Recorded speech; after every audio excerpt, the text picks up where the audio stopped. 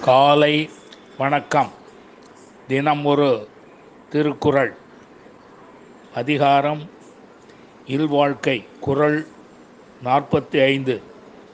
அன்பும் அறனும் உடைத்தாயின் இல்வாழ்க்கை பண்பும் பயனுமது.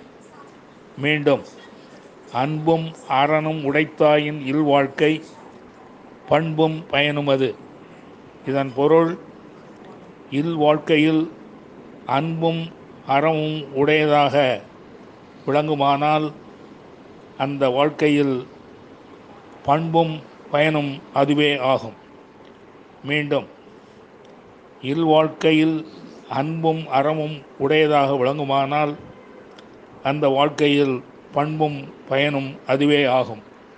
நன்றி, வணக்கம் கூறி உங்களிடமிருந்து விடைபெறுவது தேரெழுந்தூர் கோசகன் என்கிற டிவி நாராயணன் பழவந்தாங்கல்.